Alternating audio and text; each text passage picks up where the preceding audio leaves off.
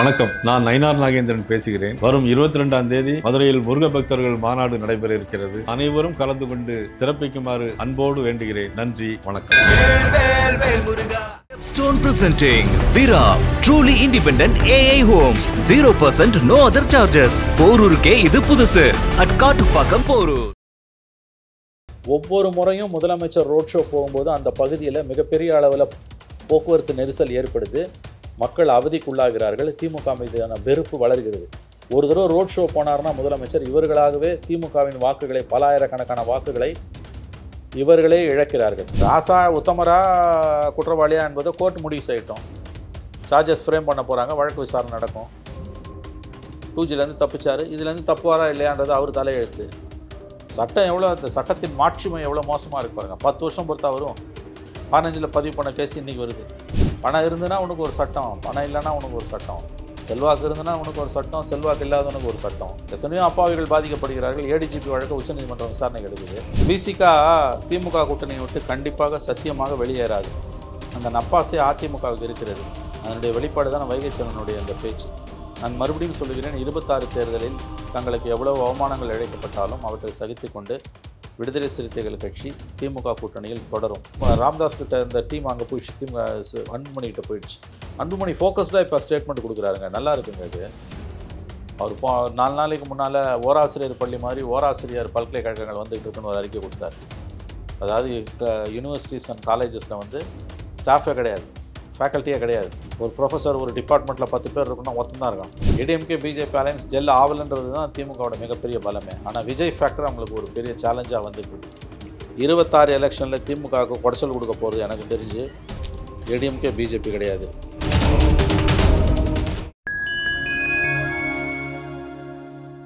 Fine time media நேயர்களுக்கு வணக்கம். நான் உங்கள் சங்கீத் குஹன். நம்ம சிறப்பு நிகழ்ச்சியில் நம்மோடு இணைந்திருக்கிறார் மதிப்பிற்குரிய மூத்த பத்திரிகையாளர் திரு மணி அவர்கள். வணக்கம் சார்.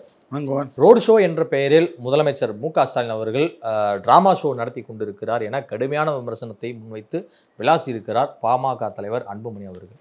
உங்களுடைய பார்வை? இல்லை, இந்த ரோட் ஷோ வந்து ஆக்சுவலாக மோடியோட ஸ்டைலு. அதை தான் இவங்க இப்போ செய்கிறாங்க. இது எலெக்ஷன் டைமில் செய்ய வேண்டியது இப்போ ஏன் முதலமைச்சர் செய்கிறாருன்னு தெரியல.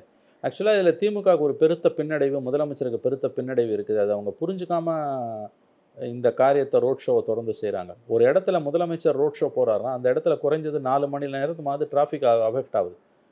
அது அங்கே இருக்கக்கூடிய பல ஆயிரக்கணக்கான மக்களை வந்து பாதிக்குது, போக்குவரத்து பாதிக்கப்படுது. இதில் மக்கள் வெறுப்படைவார்கள் ஆட்சியாளர்கள் மீது.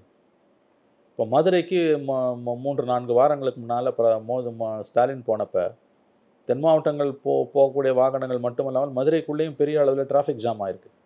பல ஆயிரக்கணக்கானவர்கள் அலுவலகம் போனவர்கள், பள்ளிக்கூடம் போன குழந்தைகள் வீடு திரும்ப முடியாமல் அவதிப்பட்டிருக்கிறார்கள். டிராஃபிக் ஜாம் ஆகுது. 2வது காவல்துறை கெடுபிடி முதலமைச்சரோட பாதுகாப்புக்காக, அது தவிர்க்க முடியாதது. அது அதிகமாக இருப்பதால் வந்து இன்னமும் அதிகமாக போக்குவரத்து நெரிசல் நடக்குது.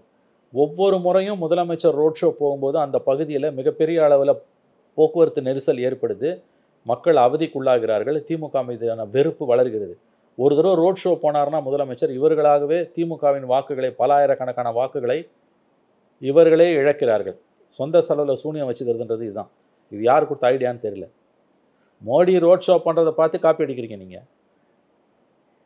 நாங்கள் அந்த காலத்தில் நடைபயணம் போனோம். நாங்கள் நடைபயணம் போகும்போது எதிர்கட்சியாக இருந்தீங்க. உங்களுக்கு பெரிய அளவில் டிராஃபிக்கை போலீஸ் நிறுத்தலை. 2016 நமக்கு நாமே வாங்கி போனார். அதை உதாரணம் காமிக்கிறாங்க. நாங்கள் ஒன்றும் மோடியை காப்பி அடிக்கல, இதை பார்த்து போனாங்க. ரோட் ஷோக்கும் நமக்கு நாமைக்கும் வித்தியாசம் இருக்குது. முதல்ல நமக்கு நாமே நீங்கள் எதிர்கட்சியாக இருக்கும்போது போனீங்க, அப்போ டிராஃபிக்கெல்லாம் ஒன்றும் போலீஸ் நிறுத்தலை. இப்போ நீங்கள் முதலமைச்சர் ரோட் ஷோ போகிறாருன்னா அந்த பகுதியில் எவ்வளோ தூரம் டிராஃபிக் நெருக்கடி ஆகும்னு உங்களுக்கு தெரியும். பாதுகாப்பு ஏற்பாடு ரொம்ப பாதுகாப்பு ஏற்பாடுகள் அதிகமாக இருக்கும். அது தவிர்க்க முடியாது. முதலமைச்சரோட பாதுகாப்பில் எந்த காம்ப்ரமைஸும் பண்ண முடியாது. அதில் சந்தேகம் இல்லை. முழு அளவில் முதலமைச்சரான பாதுகாப்பில் கவனம் செலுத்துவது காவல்துறையோட கடமை. முதலமைச்சரோட பாதுகாப்பில் எந்த 1% கூட காம்ப்ரமைஸுக்கு இடம் இல்லை. அதில் நமக்கு எந்த சந்தேகமும் இல்லை. ஆனால் பொதுமக்களுக்கு ஏற்படக்கூடிய பாதிப்பை நீங்கள் கொஞ்சம் யோசிச்சு பாருங்கள். இத்தகைய காரியங்களால் பொதுமக்களுக்கு ஏற்படக்கூடிய பாதிப்பு என்ன யோசிச்சு பாருங்கள். ஒரு தடவை மதுரையில் டைம்ஸ் ஆஃப் இந்தியா பத்திரிக்கை அடுத்த நாள் எழுதுது, பொதுக்குழு கூட்டினாங்கல்ல மதுரையில், அதுக்கு நாள் முதலமைச்சர் அங்கே ரோட் ஷோ போகிறார். அவங்க சொல்கிறாங்க கிட்டத்தட்ட 4 மணி நேரத்துலேருந்து 6 மணி நேரம் மதுரை மற்றும் மதுரை இருக்கக்கூடிய சுற்று வட்டார பகுதிகளில் டிராஃபிக் ஜாம். அது தென் மாவட்டங்களுக்கு போகிற வாகனங்கள் உட்பட பல ஆயிரக்கணக்கான மக்கள் என்று பாதிக்கப்பட்டிருக்கார்கள், வீடு திரும்ப முடியாமல். ½ hour வீடு திரும்ப வேண்டியவன் 2 மணி நேரம் 3 மணி நேரம் ஆயிருக்கு. இது மக்களுக்கு இடையூறு. இந்த வெறுப்பு யார் மேலே திரும்பும்? திமுக மேலே தான் திரும்பும். தஞ்சாவூரில் கிட்டத்தட்ட 4 hours டிராஃபிக் ஜாம். அது இயல்பு. அது முதலமைச்சராக இருக்கக்கூடிய ஒருத்தர் ரோட் ஷோ பண்ணுறாருன்னா காவல்துறை கெடுபிடி ரொம்ப அதிகமாக இருக்கும் பாதுகாப்புக்காக. That is unavoidable. என்ன கேட்டிங்கன்னா தவிர்க்க முடியாது. எண்ட் ரிசல்ட் என்ன? நீங்கள் உங்களுக்கு ஏற்கனவே இருக்க ஓட்டை இழக்கிறீங்க. இது 91-96 ஜெயலலிதா செஞ்ச தப்பு. இதெல்லாம் அந்த அம்மா போயஸ் கார்டன் வீட்டிலேருந்து புறப்படுறாங்கன்னா பீச் ரோடையும் மவுண்ட் ரோடையும் மூடுவானுங்க போலீஸ். மவுண்ட் ரோடில் ஹிந்து ஆஃபீஸ்லேருந்து சஃபயர் தேட்டர் வரைக்கும் 2 பக்கத்துலேயும் 6 சபை 12 சபையிலும் யாரும் இறங்க முடியாது, ஏற முடியாது, ரோடை கிராஸ் பண்ணவும் முடியாது. இந்த அட்டூழியெல்லாம் நடந்தது. அதுக்கான விலையை அந்த அம்மா 96 கொடுத்தாங்க. இப்போ அந்த தப்பை 30 வருஷத்துக்கு மேலே ஜெயலலிதா பண்ண தப்பை நீங்கள் இப்போ பண்ணுறீங்க.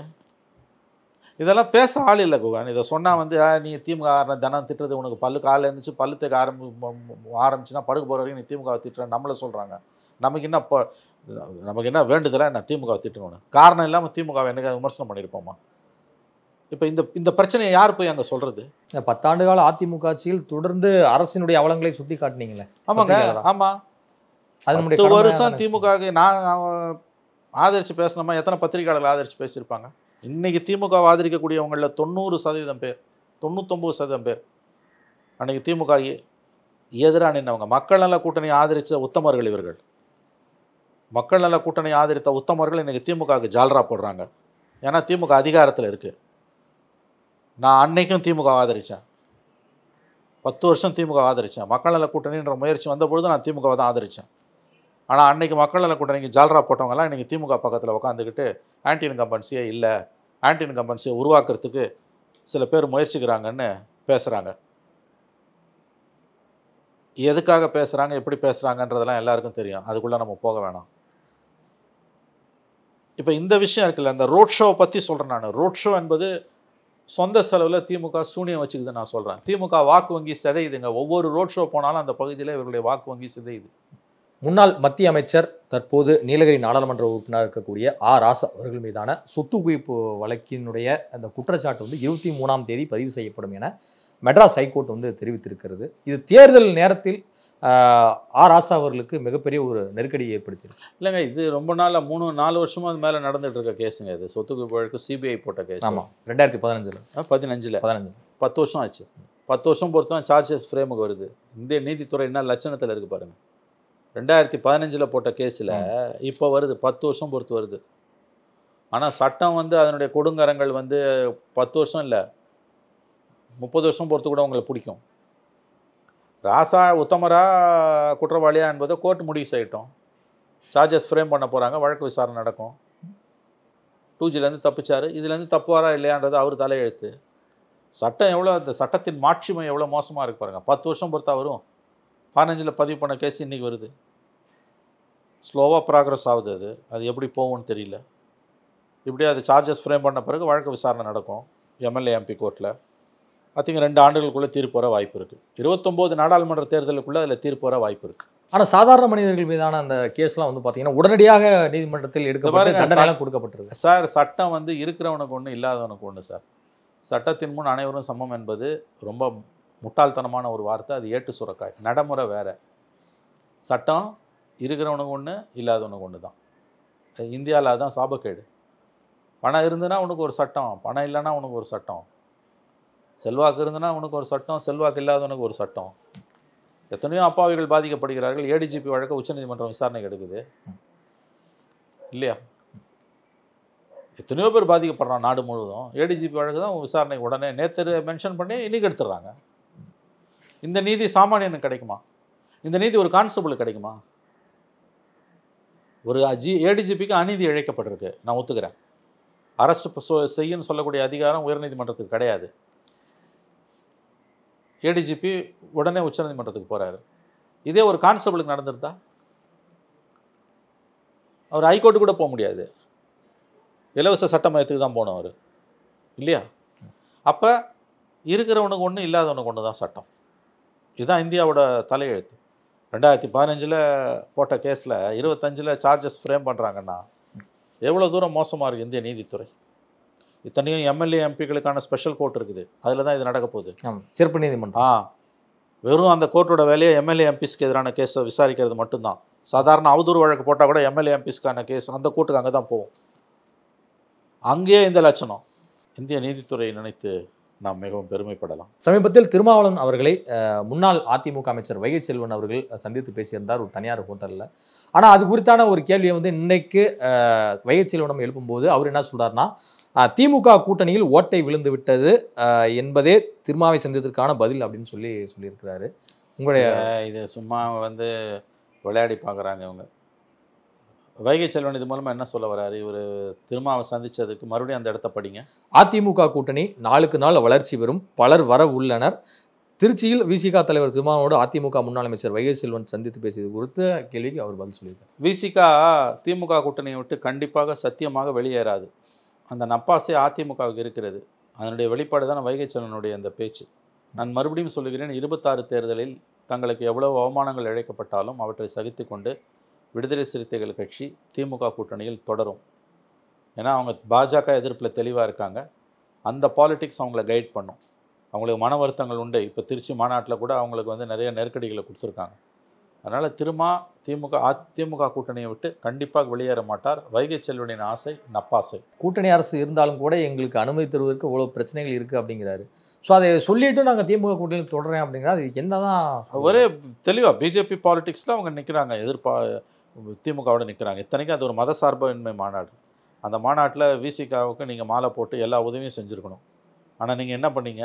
அதுக்கு நேர் எதிராக அந்த மாநாட்டுக்கு எவ்வளோ குடைச்சல் கொடுக்க முடியுமோ குடைச்சிங்க. போலீஸை வச்சு 1000 பிரச்சனை உண்டாக்குனீங்க. இதுதான் கூட்டணி தர்மமா? இது கூட்டணி தர்மமா? இது பாமகவை திமுக கூட்டணிக்குள் சேர்த்தால் விசிக வெளியேறும். விசிக வெளியேறினால் திமுகவின் தோல்வி உறுதி. ஏன்னா நம்பகத்தன்மை, திமுக கூட்டணியின் நம்பகத்தன்மைக்கு அச்சாணி திருமாதான். அவர் இல்லைன்னா அந்த கூட்டணிக்கு நம்பகத்தன்மை கிடையாது. தேர்தலுக்கு தேர்தல் அணி மாறுற பாமகவை உள்ளே இழுத்து விசிகாவை வெளியில் அனுப்புனாங்கன்னா, அல்லது விசிகாவை பாமகவை உள்ளே கொண்டு வராமலே இழிவுபடுத்துவது தொடருமே ஆனால் கண்டிப்பாக இதற்கான விலையை திமுக வரும் தேர்தலில் கொடுக்கும். திமுக கூட்டணி கட்சிகளும் கொடுக்கும். பாமக நிறுவனர் ராமதாஸ் அவர்கள் தொடர்ந்து பல நாட்கள் வந்து பேட்டி கொடுத்துட்டு வந்துக்கிட்டே இருக்காரு செய்தியாளரை சந்திச்சு. அதன் குறிப்பாக லாஸ்ட்டாக கொடுத்த பேட்டியில் வந்து என் மூச்சு உள்ளவரை நான் தான் தலைவர்னாரு. அதற்கு முதல் நாள் வந்து 2026 வரைக்கும் நான் தான் தலைவர் அப்படின்னாரு. இந்த பிரச்சனை எப்போ தான் முடிவுக்கு வரும்னு நினைக்கிறேன்? கூடி சீக்கிரம் முடிவுக்கு வந்துடும். ஒன்றும் பிரச்சனை இல்லை, பயப்படாதீங்க. விரைவில் இது முடிவுக்கு வரும். இன்றைக்கி ராமதாஸ் கூட இருக்கவங்கலாம் அன்புமணிக்கிட்ட போயிட்டாங்க. அறிக்கை எழுதி கொடுக்குறவங்கலாம் அன்புமணிக்கிட்ட போயிட்டாங்க. இப்போ 2 பேர் அறிக்கையை பார்த்தீங்கன்னா ராமதாஸ் அறிக்கை ரொம்ப சத்தும் சாரமும் இல்லாமல் இருக்குது. தமிழ்நாட்டு அரசியல்வாதிகளையே ரொம்ப அழகாக டு த பாயிண்ட் துல்லியமாக ஒரு பிரச்சனையை முழு வடிவமாக சொல்கிறோம், முழு வடிவத்தில் சொல்லி பாமரனுக்கும் புரிகிற விதமாக சொல்லி அறிக்கை வெளியிடுவதில் சமர்த்தர் ராமதாஸ். கில்லாடி அவர். இன்றைக்கி அவர் அறிக்கையெல்லாம் உப்பு சப்பு இல்லாமல் இருக்குது. என்னான்னு பார்த்தா அதே நேரத்தில் அன்புமணி அறிக்கையெல்லாம் ரொம்ப ஷார்ப்பாக தீப்பொறியாக இருக்குது. ராமதாஸ் கிட்ட இந்த திமுக அட்டாக்கு பயங்கரமாக. ஆமாம், ராமதாஸ் கிட்ட இந்த டீம் அங்கே போயிடுச்சு, அன்புமணி கிட்ட போயிடுச்சு. அன்புமணி ஃபோக்கஸ்டாக இப்போ ஸ்டேட்மெண்ட் கொடுக்குறாருங்க, நல்லா இருக்குங்க அது.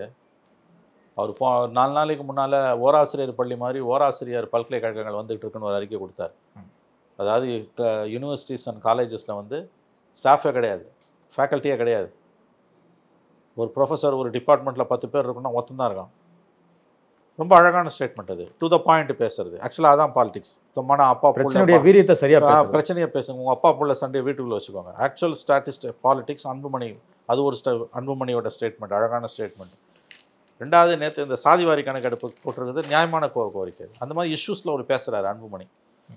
அப்பாவுக்கு அறிக்கை எழுதி கொடுத்தவங்கலாம் பொல்லுக்கிட்ட வந்துட்டாங்க. இப்போ எப்படியோ அவங்க கூட வந்திருக்காங்கல்ல, இது நல்ல அரசியல் தான் என்னை பொறுத்த வரைக்கும். கோவையில் கடந்த முறை வந்து 10 எம்எல்ஏ தொகுதிகளையும் வந்து கோட்டை விட்டோம். ஆனால் இந்த முறை வந்து நிச்சயமாக பிடித்தே தீரணும், 10ல் 8வது ஜெயிக்கணும் அப்படிங்கிற இதில் வந்து உத்தரவிட்டு இருக்காரு முதலமைச்சர் மு.க. ஸ்டாலின் அவர்கள். உடன்பிறப்பை வா அப்படிங்கிற ஒரு நிகழ்ச்சியை வந்து தொடர்ந்து நடத்திட்டு இருக்காங்க. அதில் தொகுதி வாரியாக பேசும்போது அதில் வந்து பேசியிருக்கிறாரு. இதை பார்க்கும்போது கோவையை வந்து மிகப்பெரிய அளவில் டார்கெட் வச்சிருக்கா திமுக. மேற்கு மண்டலத்தில் பெரிய அளவில் டார்கெட் பண்ணுறாங்க. ஏன்னா போன முறை கோயம்புத்தூரில் 10 சீட்டும் தோத்தாங்கன்னு நினைக்கிறேன். ஆமாம், இந்த முறை அவங்களுக்கு வந்து ஏடிஎம்கே பிஜேபி அலையன்ஸ் இருக்கிறதால அது அந்த பகுதியில் பிஜேபி ஸ்ட்ராங்கு வளர்ந்துருக்கு. ஆனால் விஜய் ஃபேக்டரால் ஏடிஎம்கேக்கு சேதாரம் ஏற்படும். விஜய் உடைக்கிற ஓட்டால் திமுக லாபம்னு ஒரு பாயிண்ட் இருக்குது அந்த மண்டலத்தை பொறுத்த வரைக்கும். மேற்கு மண்டலத்தை அது எவ்வளோ தூரம் உண்மை ஆகும்னு நமக்கு தெரியாது.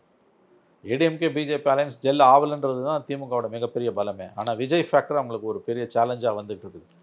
26 எலெக்ஷனில் திமுகவுக்கு குடைச்சல் கொடுக்க போகிறது எனக்கு தெரிஞ்சு ஏடிஎம்கே பிஜேபி கிடையாது, விஜய் தான். 30 நாட்களில் பொதுமக்களின் விண்ணப்பங்களை வந்து பரிசீலிக்காவிட்டால், அதற்கு பதில் நீங்கள் உரிய நடவடிக்கை எடுக்காவிட்டால் 25,000 ரூபாய் நீங்கள் அபராதம் விதிக்கிறோம் அப்படிங்கிறது வந்து குறிப்பிட்டிருக்கு சென்னை உயர்நீதிமன்றம். இது எதற்காக அப்படின்னா, 30 நாட்களில் பொதுமக்களின் விண்ணப்பங்களை பரிசீலிக்க வேண்டும் என்ற அரசாணையை சுட்டி காட்டி தமிழ்நாடு அரசுக்கு இது மாதிரியான ஒரு கேள்வியை வந்து எழுப்பியிருக்கு. ஸோ இது வந்து ஒரு சிறந்த முன்னெடுப்பு, நல்லதொரு முடிவு. எந்த அளவுக்கு கீழே அது அதிகாரிகள் மதிப்பாங்கன்னு தெரியல. பட் ரொம்ப வரவேற்கத்தக்க, நம்பிக்கை ஏற்படுத்தக்கூடிய ஒரு தீர்ப்பு என்று தான் நான் இதை பார்க்கிறேன். இப்போ மனுக்கெல்லாம் இனிமேல் குப்பை தொட்டிக்கு போகிறது குறையும் அப்படிங்கிறது அப்படி சொல்ல முடியாது. குப்பை தொட்டிக்கு வேறு விதத்தில் போகும். ஷார்ட் ரூட் வச்சுருப்பாங்க. இதால் பிரச்சனை தீர்ந்துரும்லாம் நினைக்காதீங்க. 3 மாதத்தில் எல்லோரும் இந்த தீர்ப்பையே மறந்துடுவாங்க. அதனால் அதிகாரத்தில் அடிப்படை மாற்றங்கள் வராத வரையில், நிர்வாக சீர்திருத்தங்கள் வராத வரையில் இது வெற்றி பெறுவது, இத்தகைய தீர்ப்புகள் வந்து முழு அளவில் செயல்பாட்டுக்கு வருவது என்பது கடினமானது. இல்லை, ஒரு மனுவை கொண்டு வந்து கொடுக்குறாங்க அப்படின்னா நீண்ட நாட்களாக அது செயல்படுத்தப்படாத ஒரு விஷயமா தானே வந்து இருக்கு. பொதுமக்கள் கோரிக்கை அது கண்டிப்பாக அது ஒரு முயற்சி, நல்ல முயற்சிங்க. ஆனால் இது ஃபைன் போடுறதாலலாம் இதை தீர்த்திட முடியும்னு எனக்கு தோணலை. அப்படி செய்ய முடியாது. இது நிர்வாக சீர்திருத்தம் சம்மந்தப்பட்டது. நீதிமன்றத்தோட இந்த தீர்ப்பை வந்து பாசிட்டிவாக எடுத்துக்கிட்டு கீழே அடிப்படையில் சீர்திருத்தங்களை செய்யணும். வெறும் ஃபைன் போடுறதால தீர்த்திட முடியாது. இதில் இருக்கக்கூடிய சிக்கல் அதுதான். ஒரு சாட்டையை சுழட்டி இருக்குது உயர்நீதிமன்றம். நிர்வாகத்தில் இருக்கவங்களுக்கு மனசாட்சி இருந்ததுன்னா அவங்க அதை ஒழுங்காக இருப்பாங்க. இல்லை நாங்கள் இப்படி தான் இருப்போம்னாங்கன்னா ஒன்றும் பண்ண முடியாது. ஏன்னா தீர்ப்புகளால் நிர்வாகத்தை சீர்திருத்த முடியாது, தண்டனைகளால் குற்றங்களை குறைச்சிட முடியாது, திறமையின்மையை சரி செய்து விட முடியாது. அது மனித மனங்கள் சம்மந்தப்பட்டது. நான் தப்பு பண்ண மாட்டேன்ற எண்ணம் வந்து ஒவ்வொரு மனிதனுக்கும் வரணும். அது இல்லைன்னா எத்தனை தீர்ப்பு வந்தாலும் ஏதாவது ஒரு விதத்தில் அதை பைபாஸ் பண்ணி தான் போவாங்க. இதுவரை உங்கள் பல்வேறு கருத்துக்களை உங்களுக்கு நன்றி சார்.